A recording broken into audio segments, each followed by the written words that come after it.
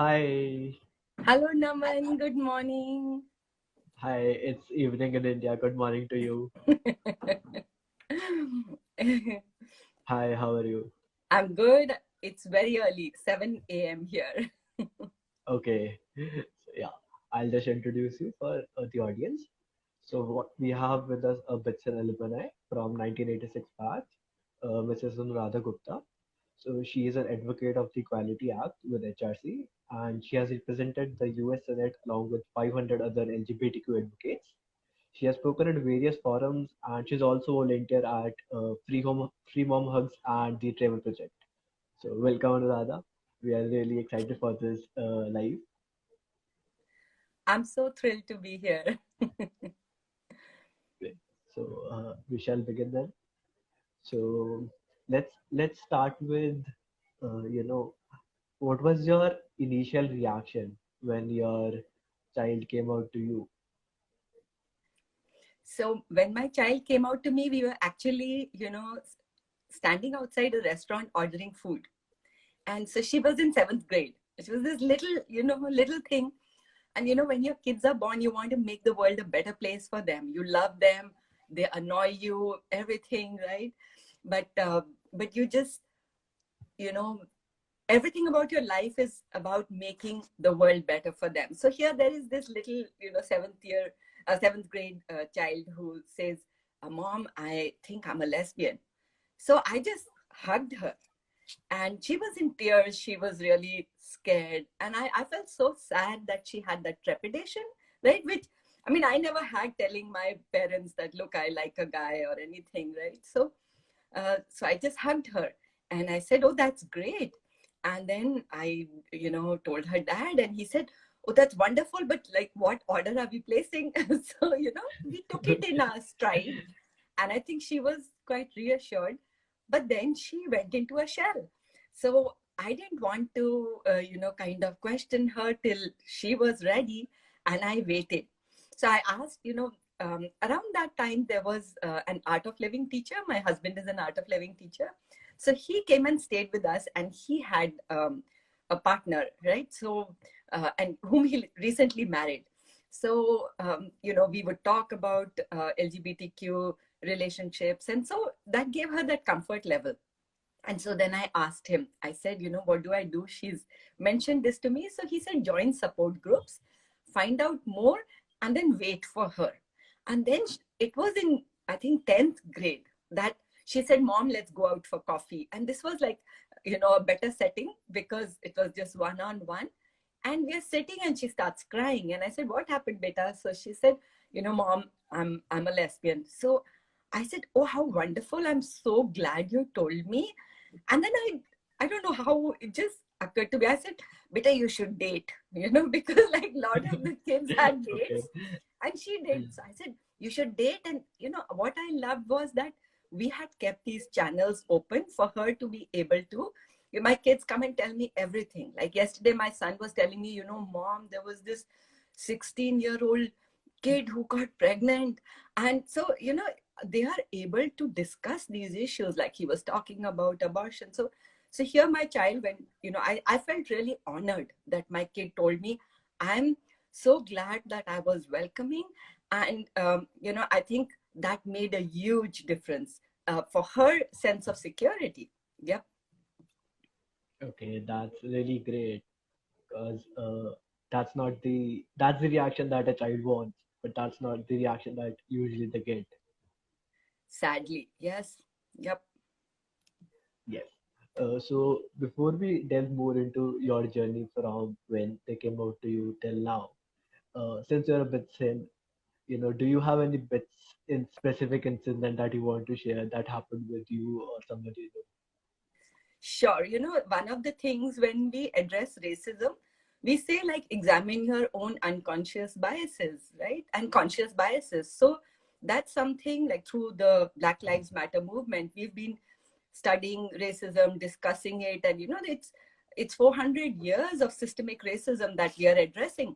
And if you look at LGBTQ, right, like the community is like how it was for women 100 years back, right? It's just struggling with rights. So I'll tell you one of my biases. So I was told about, like, when we were freshmen, and I remember our bingies, we were all sitting, and then somebody said, there were these two women kissing. And I remember being horrified, right?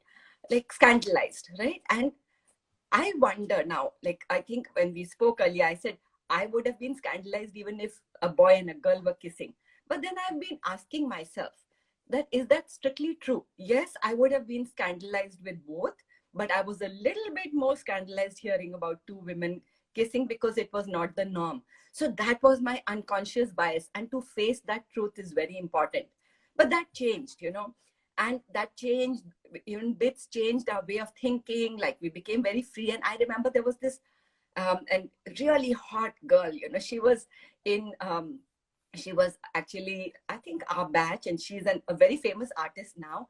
And all the boys used to swoon over her, but me and my friend, we used to swoon over her. So we used to say, oh my god, she's so hot.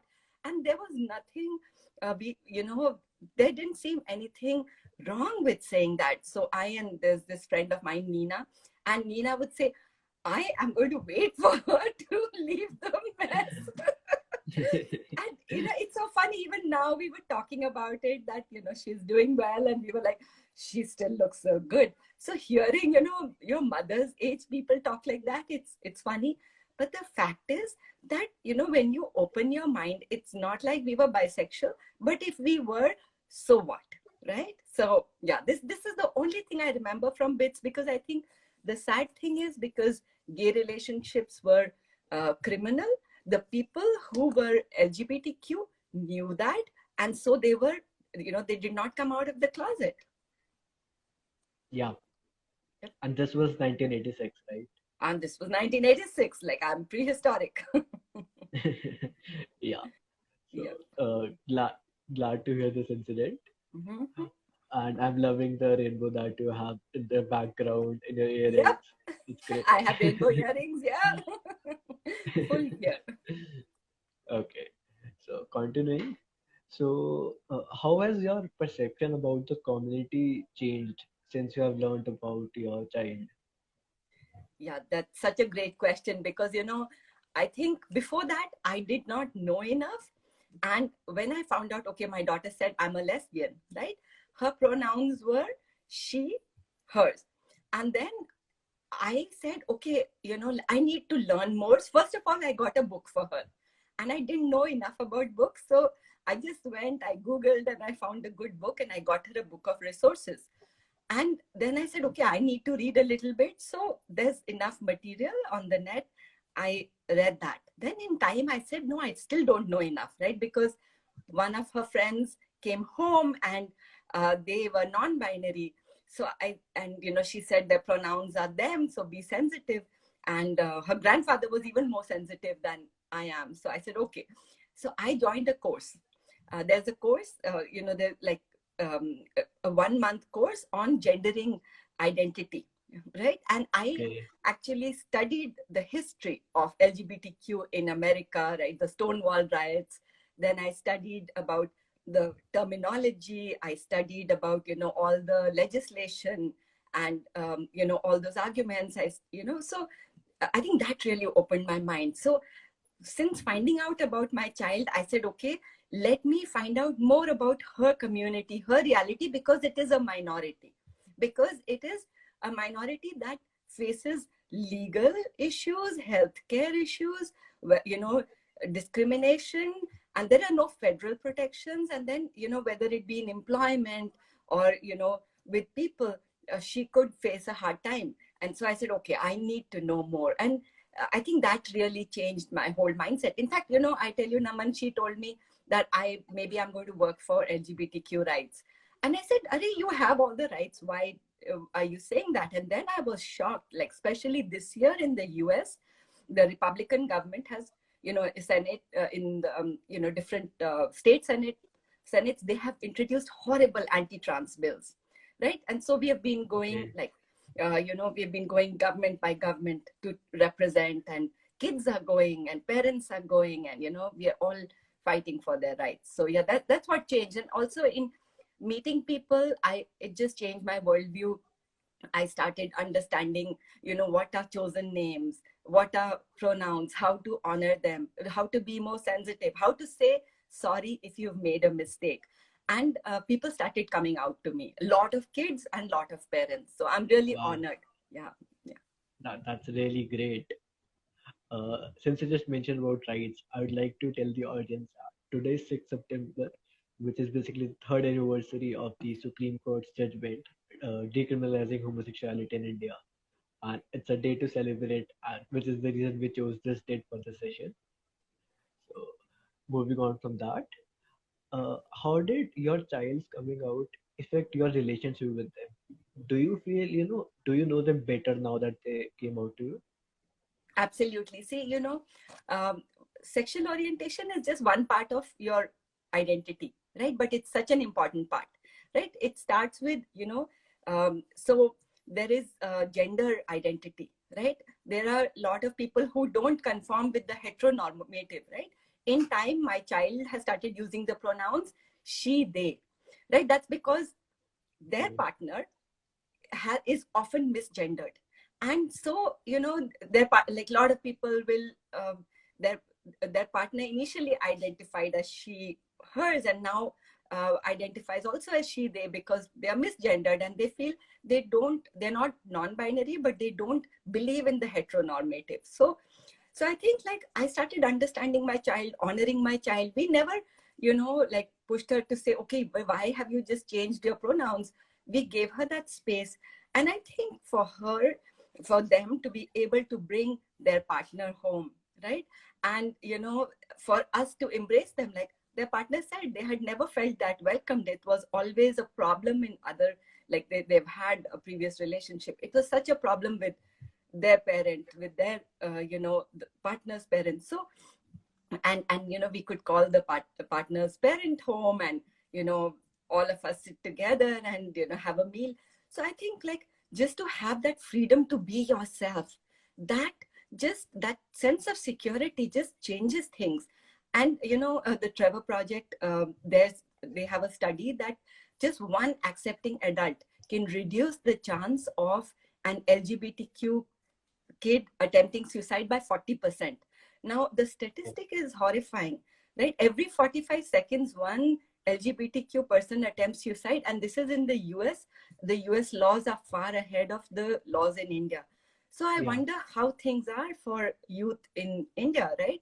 And so it's just so important to have that acceptance, to have that space to be themselves, right? We love our children. We want everything for them. It begins with accepting them. So I think it's made our relationship very sweet. And we've also given her, like, the privacy, like, to be herself, themselves. Because the thing is, it's not always safe to be out. So we always ask them, is this okay? Can I talk about this? What can I talk about? How far can I go?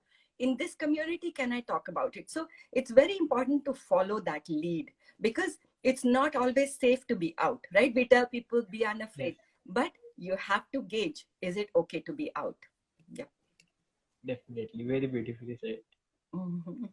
Um, so you talked about the safety issues, the how people do not perceive this as normal. So society can be very judgmental towards any deviation from the norm, whether it be for gender or sexuality or anything else. So, what was the process of coming out to your extended family and friends, and were there any negative reactions? See, like, I think sometimes we just have to be very, very straightforward, that, look, I am this mama bear, don't mess with me or my kids, right? And I think most of my friends are those kind of parents. People know not to mess with us, but we also created a space that if anybody wanted to ask us questions, talk to us with adequate boundaries, they could. So now, with my child's permission, I did the coming out on their behalf very often, right? So I would go, like, to this friend, and I would sit down, and I knew each friend. Like, there's an Orthodox friend, they know from the perception of Ardhanarishwar, right? Or the third, gender. So I'll sit and talk to them about that. There is a friend I'll talk about, who's very loving with their child, but I'll say like, don't you want the best for your child? So I'll talk from that perspective. So I went family by family. And then I started being more open on social media, right? And then I had a support group. So that really helped, Okay. because in that we could, talk about where incidents where people were not supportive. My father was very supportive. My mother wanted to understand. And so we showed her the movie Love, Simon. See, Wow. movies, Okay. celebrities, yeah, they have their role. And Naman, we all wept through the movie. So it was really sweet, right? So, and then Yes. like, Yes. my in-laws, they were so supportive. Like, so we couldn't meet in person because of the pandemic, but like my brother-in-law, my sister-in-law, they were so strong and supportive. All the cousins were so supportive on both sides, right? There were incidents when people were homophobic. And the thing about homophobic people is, you just have to shut them out, right? Because this is not about them. And I have called out every homophobe and said, you know, whatever you're saying, suppose people say, oh, this is a lifestyle or this is a choice. No, this is not, right? Sometimes people, like my aunt asked, will this change? And I said, no, this will not change. She said, then we just want her to be happy, right? So whether Very sweet. for some people, yeah, it's shocking or not, it doesn't matter. The fact is, this is their life and we are with them. They know that, we've got their back. So that was and that continues to be our journey, Naman. So we will continue to support them. That's really, really sweet. Okay. Continuing from that, uh, what would you say are the general fears or prejudices that parents may have surrounding their child sexuality or gender identity?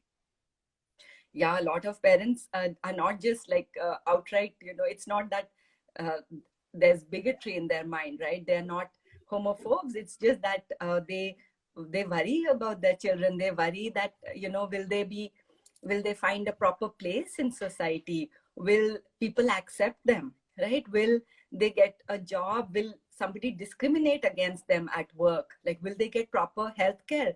Like, gender affirming healthcare is banned in some states. Like, as soon as it was banned in some states in the US, we've been fighting that legislation. Four youth in one state attempted suicide. It's just, so their mental health, we worry about that, right? But then we worry about, let's say, somebody who's driving too fast on the road, right? So there are different worries that parents have. This is one of the worries. And in the middle class in India, right, which we belong to, there are a lot of worries about what people will say.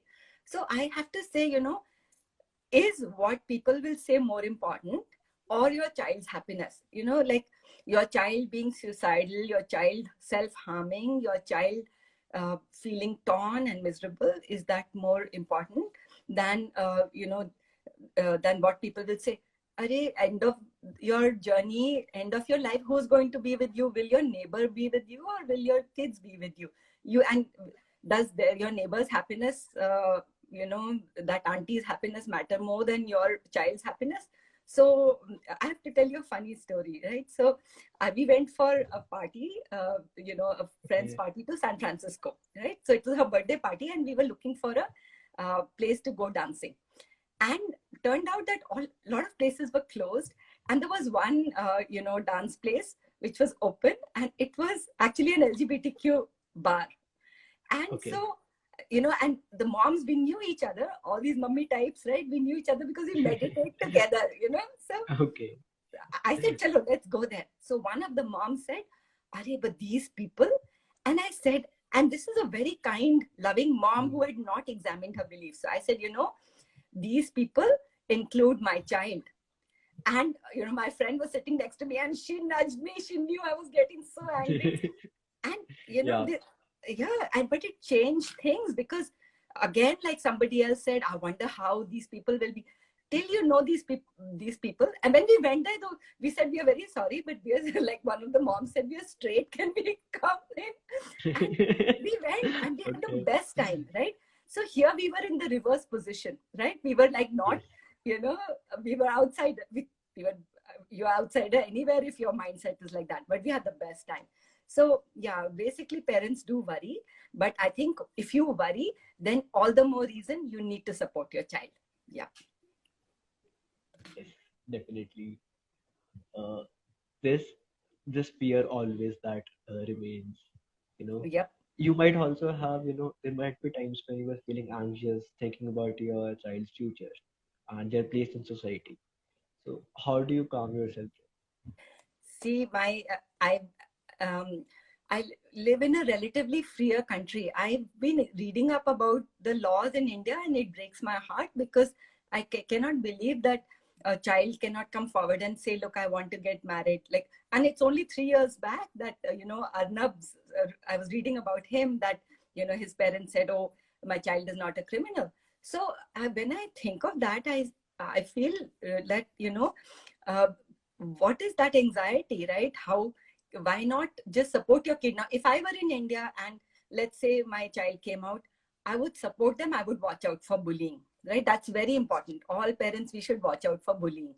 Then having a club in school always helps. Like a lot of schools here have a gay straight alliance club. Like Pilani has a club, exploring sexuality and gender identity. I love that. I mean, I'm so proud of my institute, so proud to be a BITSian, so, and such tremendous work you're doing. So just being with them, keeping things open for them to talk, that's so important.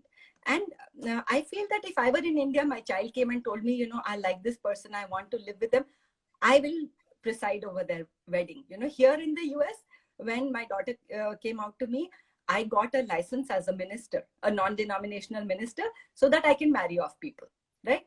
And Okay. I told all her LGBTQ friends, I said, look, you want to get married, you want to stay together, that's fine, right? But if you want to get married, I will personally help you get married. And so the Universal Life Church, they actually featured me, as one of the Okay. ministers in the community who has, who's a trailblazer. So I think you can go to every extent to support your child. Beyond that, there are things that will happen to them, right? You be their best advocate and you try to change the world for them, and you try to change everybody's life. Like so often, like kids will come and tell me, like even somebody medically who I was working with, they told me, and we protect their privacy, but they told me, look, my mom's not that accepting, but I have a girlfriend.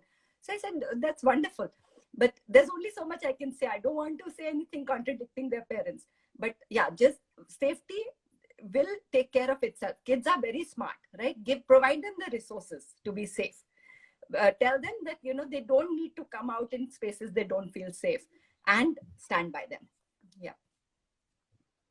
So audience should make a note here that we have a person with us who can marry you.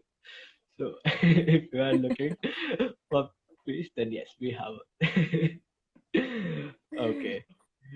So going along that line, that parents have a hard time accepting their child down from the community. What advice would you like to give to them who are struggling to accept their child's identity? Yes, absolutely. So we already talked about safety issues. At that point, I wanted to tell you, like a Black transgender person, their life expectancy is 35 years, right? Safety is a real thing. So we really want to be careful and mindful about that. But if I'm, parents, if your kid is coming out to you, just know that you are their biggest ally and advocate, right? And so even if it comes as a shock to you, like, that's okay, right? Accept it. If it, there was one parent who told me, I feel so ashamed. I was like, okay, that's your shame. Own it, right? Empathize with it, deal with it. A lot of parents, I've even told them, why don't you seek therapy, right? You seek some LGBTQ affirmative therapy. And, if they can't do that, just, parents, why don't you read up about, why don't you find out more about LGBTQ issues? That way you'll know that this is not something that your child chose. Would your child choose to come and tell you something which would make their life a little bit more difficult if you're not accepting? No, it's taken a lot of courage. So you love them, you accept them, and don't try to fix them. They are not broken. This is who they are. You let them be who they are. And so just do up your own, you do your own reading, your own study, and join a support group if necessary. And then after that, just know that it's uphill for them, right? In some way or the other, they will face microaggressions, some stupid jokes. Don't allow all that, right?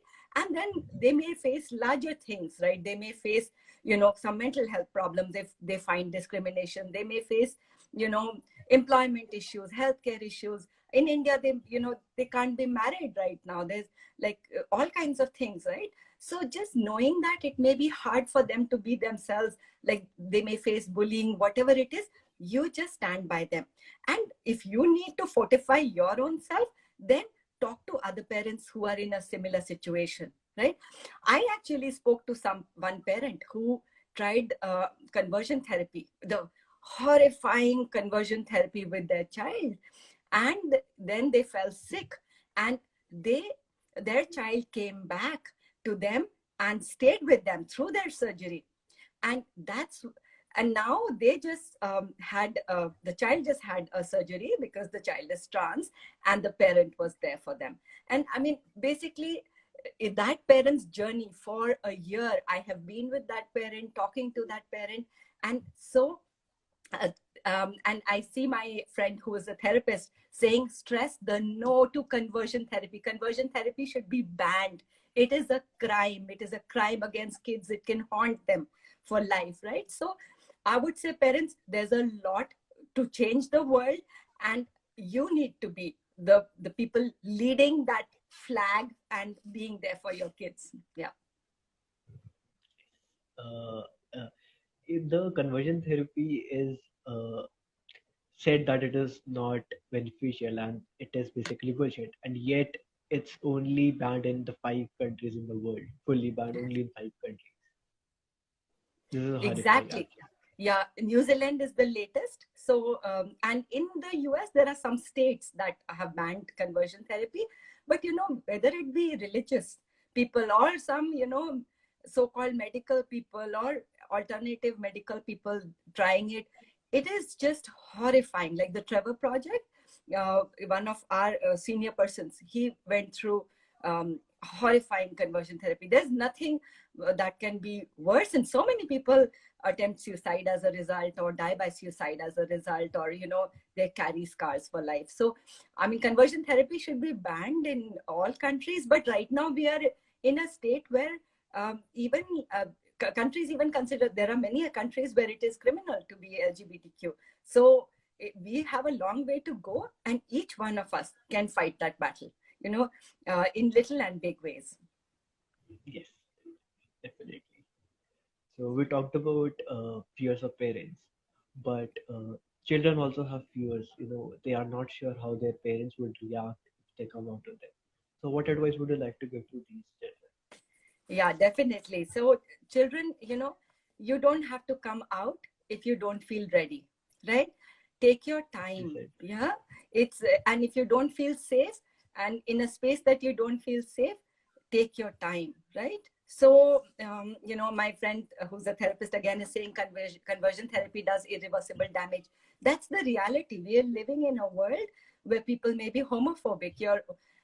And if you plan to tell your parents, see, you can actually, like, kids are our biggest teachers. You can start creating an environment in the house, right? Where you can, point out to some celebrity, like, oh, this person is from my college, or, this person who came out, his parents were so supportive. We know about Abhay. Oh, he's from my college. And then you can show a movie, or, we watched Schitt's Creek together, the serial, right? So you can watch something as a family, or a movie. My sister, there's a movie called The Birdcage, which is hilarious. And, there's a gay bar there, and these parents that are, these two men that are, that finally marry. It's very sweet. So, just create an environment. So, which is really sad that kids have to do it. And you gauge your parents' reaction. And when they're ready, don't, like my child, outside a restaurant, try and find a one-on-one space where you can sit down and talk to your parents, and be prepared for disappointment, because just know that it may be a journey for them. And very often it is a journey for parents, right? So Yes. just know that they love you. Like if they like, it's like when they pressure you to take a math course, right? Or they pressure you have to become an engineer, right? So parents have this, view in their mind that this will be the best for my kid. You don't have to excuse it. It'll still cause you grief and sorrow, right? But it may be a journey for them. If they are accepting, fine. If they ask questions, be prepared for that. If they want to know more, you can provide them resources, right? But Yes. somebody reached out to me recently saying, are there any resources in Hindi? My parents are from UP. So find out all of that, right? Where you can use that language. Use religion if possible, if there are any examples in your religion, like in Indian context, in the Hindu context, there is the third gender in Vedic times that people would talk about. Then people would talk about Ardhnarishwar. So a lot of people, trans people, have used that we have both male and female in us. So use every resource, right? And take a breath, right?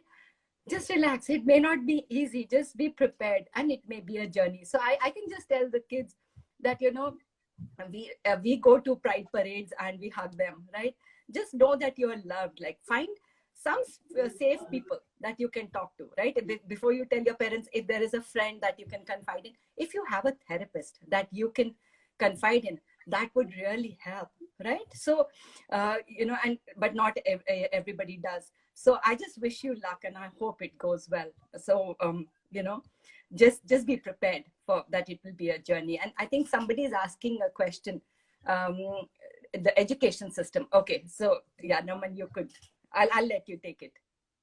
Yes. So the question is, how do you think education system could help normalize the idea of queer community? I think education systems has such a huge role to play. That's such a beautiful question that basically, I think Naman told me, he said, what if we have an elective in BITS about LGBTQ? And I love that idea. We had Gandhian thoughts when I was, a student, and we did a course called, I think it was What is Life, turned out to be a course in relativity and Schrodinger's equation. So we had a bad time. Okay. But if Okay. we introduce the subject in early education also, and that's what in California we are trying. The governor has given a huge budget allowance. It'll really help because it opens kids' minds, and then they become open adults. They become adults that are supportive, that are allies, or that feel unafraid to come out. So that education will play a huge role. I hope it can happen in primary education. I hope it can happen in colleges. Yeah.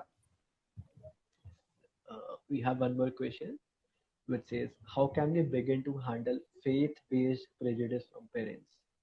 Yeah, that's a good question. It depends on which faith. I can just say that there is no God who would want a kid to be unhappy. That's it. There's no God, there is no higher power that would want any child to be unhappy and not to be themselves. So a lot of this is just something that we introduce, tradition or ritual introduces to and i I think, who's going to educate those people? Like, a lot of people here have been using faith to introduce trans bills, right? And they're doing that. A lot of politicians are doing that to garner votes, right? Because they know that they can use that to attack youth. And it's horrible, horrifying. That's what we've been fighting. So some people, based on their faith, even talk about conversion therapy. And those kind of prejudices are just horrible because they have no basis. Like in the Hindu context, we've been talking in Hindu groups about the third gender. We've been talking about Ardhnarishwar, and we've been just saying that, okay, like, tell us which God will say um, ruin your child's life, or ruin a child's life, ruin a person's life, be cause unhappiness. So Sri Ravi Shankar, he is like the founder of Art of Living, and he is very LGBTQ supportive. And in Florida there was that mass shooting. So my child asked a question, right? That about that. And that is the one time I have seen him this angry. And he said, who are you to say what is a sin? And isn't it a sin to kill, right? He said something to that effect, or to harm, or to not allow people to be themselves. And basically it's just total prejudice. And one has to combat every kind of prejudice, meet it where it starts. Some places you just can't. You don't know what is the motivation. Where it's parents, there it's very hard, right? So one can only hope that, something opens their mind. And that's why parents like us, we go around, talking about faith. I can talk about the Hindu faith. I know as far as Christianity, like there are a lot of people in the Christian faith that are trying. Like one of them is an LGBTQI, Dr. Chris, and they have been trying, through humor, through love, to try and, the Episcopal Church. There are a lot of ministers that are LGBTQ affirming, a lot of churches. So it'll have to happen slowly, and I really hope that it happens. Yeah. Okay, great. Thank you for answering that. If anyone has more questions, they can put in the chat box. We'll take it up. I think Vedya Mishra, there was one of my colleagues who said something, but I can't find it anymore. Somebody who said they were confused. So, but yeah. Oh, okay. So Vedya Mamta, she said, I was confused, but after meeting you, I could see things more clear about LGBTQ rights. It was really thought-provoking when I visited Sun Temple. I think that time they had acceptance. Oh, that's wonderful that some temples were very accepting. That's really good to know. Yes. So you have been volunteering with Free Mom Hugs and the Trevor projects. So can you tell about these initiatives and why are these initiatives important?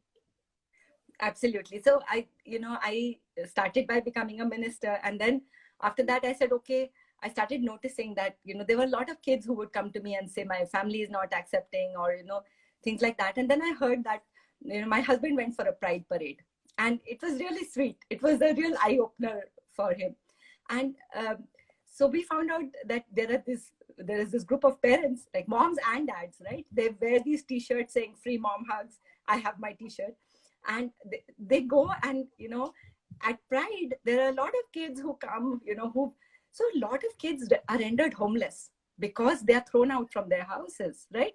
Then they indulge in risky behavior because they have to survive, which is why safety is such a big issue, right? A lot of kids don't feel themselves at home, or they are, even at home, they face discrimination, or they are, it's an abusive environment. So how do we affirm them? So we started hugging them, right? So at Pride. So it just started like that, right? So, but then it went on to, advocacy and education. Like somebody spoke about education, right?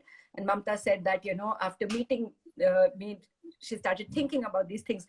Education became a big part of our lives, like educating people. So what is LGBTQ? So what does it mean? That it's not a choice these kids are making, right? So, and then in every situation, whether it's a law, whether it's a positive law, whether, it's something like, marriages, to say that LGBTQ marriage is holy. Like that's, I think last week they took out this big placard, and a big social media post. So all of that advocacy became a very important part of, changing things. And the mom who started this, she was featured in Forbes, and she has changed things around US and the world.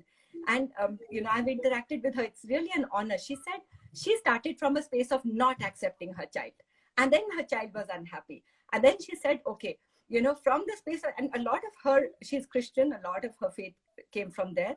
She started hugging people, loving kids, going and marrying kids off, So she also presides over marriages. So we do all of that. The Trevor Project actually is, they do all the advocacy here in the US, and they do crisis counseling for youth. Now, to be a crisis counselor for youth, it can be a real eye-opener. So, in the time that we have been talking, Naman, 60 kids have attempted suicide, right? LGBTQ kids. So now they know that they have a text line, they have a helpline to call the Trevor Project, whether they are questioning, or whether they are self-harming, or whether they are facing abuse at home. There are times when, one has to, intervene, right? Or whether they are actually in a bad, situation mentally, whether they are considering suicide. So like I was telling Naman that my child is also a crisis counselor. But Trevor Project is specific crisis counseling for LGBTQ youth. So these are very important services and they also provide services to let kids know about social media, to let kids know about, like how to interact with other LGBTQ people. They do surveys, right? And then lot of advocacy.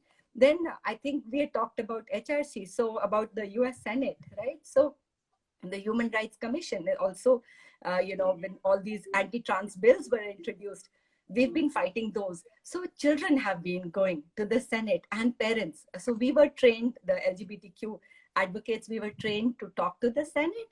And when I went to the Senate, I had a very simple story to tell. And my story was that I have two children, and both my children don't have the same rights. How is that fair? And I think, that really is the crux of it, that we want the same rights for everybody, for all children.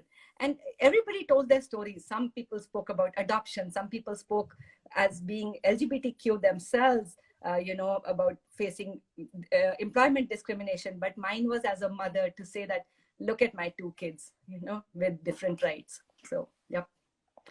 All of Which that. is Yeah. actually very right. You have two child and both of them have unequal rights. Yeah. Yep. We have one more question in the audience. How can people not directly connected with the LGBT community can help? Oh, yeah, absolutely. You don't have to be like the mom of an LGBTQ child to help, right? You can be an ally in any way. See, there are a lot of organizations, whether in India or in the US or anywhere in the world. So there are non-profits that are fighting for LGBTQ rights. So you can get involved with their programs. You can volunteer with them, right? The second thing you can do is you can donate to them, right? The third thing is you can find like their specific mission. What are they doing, right? You could yourself become a crisis counselor, right? Because they train you to become a crisis counselor. You have to go through a training, and it's a tough training, right?